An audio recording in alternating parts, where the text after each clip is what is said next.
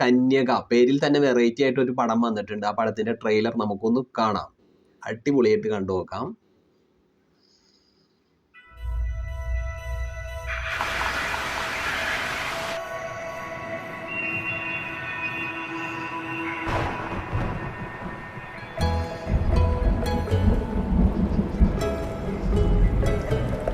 പ്രളയശേഷം ഒരു ജലകന്യക.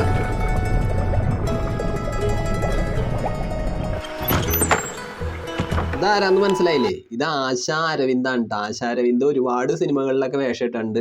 ഫ്രൈഡേ, അന്നൈ റസൂല്, ഹോം, ആ തരം ചിത്രങ്ങളിൽ അരികെ ഒക്കെ വേഷമിട്ടിട്ടുള്ള ഒരു നടിയാണ്. ചെറിയ വേഷങ്ങളിലൊക്കെയാണ് കടന്നു വന്നിട്ടുള്ളെങ്കിലും ഇപ്പൊ ഈ ചിത്രത്തിൽ ഒരു മെയിൻ റോളാണ് ചെയ്യുന്നത്. ബാക്കി കാണാം നമുക്ക്.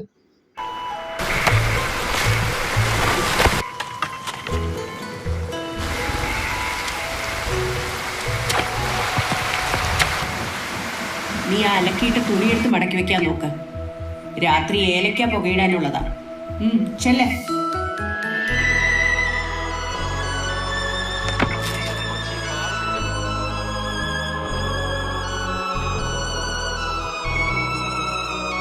ഈ ചിത്രത്തിന്റെ എഡിറ്റർ മെൻഡോസ് ആന്റണിയാണ്. അതുപോലെ തന്നെ സംവിധാനം മനോജ് കുമാറാണ് ചെയ്തിട്ടുള്ളത്. രചനയും സംവിധാനവും മനോജ് കുമാറാണ് ചെയ്തിട്ടുള്ളത്.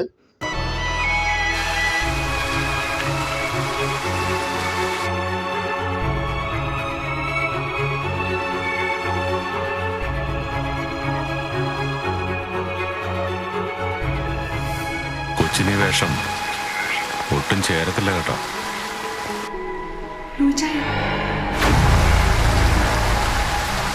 ഒരു കാര്യം ശ്രദ്ധിച്ചാ, ഈ ചിത്രത്തിന്റെ നിർമ്മാണം കേരള സർക്കാരാണ്. അതാണ് ഇതിന്റെ വെറൈറ്റി. അപ്പൊ അത്രയേറെ മൂല്യമുള്ള കാമ്പുള്ള ഒരു കഥയാണ് ഈ ചിത്രം പറയുന്നതെന്ന് നമുക്ക് ഇതിൽ നിന്ന് മനസ്സിലാക്കാം. ഒരു അതിജീവനത്തിന്റെ കഥയാണ്. ഒരു കൊടുങ്കാറ്റിൽ തകർക്കപ്പെട്ട ഗ്രാമത്തിന്റെ ഒരു അതിജീവനത്തിന്റെ കഥ ഈ ചിത്രം പറയുന്നുണ്ടെന്ന് നമുക്ക് മനസ്സിലാക്കാം.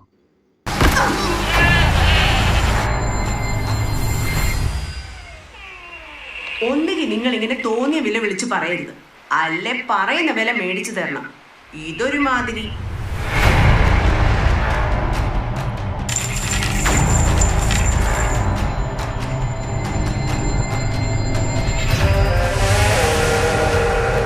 ഈ ഗോകുലല്ലേ, ഗോകുലൻ അങ്ങേരെ അടിപൊളി നടനാണ്. ഏത് തരത്തിലുള്ള കഥാപാത്രം ചെയ്യാനായിട്ടാണെങ്കിലും ഗോകുലിന് സാധിക്കും. എനിക്ക് ഇഷ്ടമാണ്. നല്ലൊരു അഭിനേതാവാണ് ഗോകുലൻ. അപ്പൊ ബാക്കി കാണാം.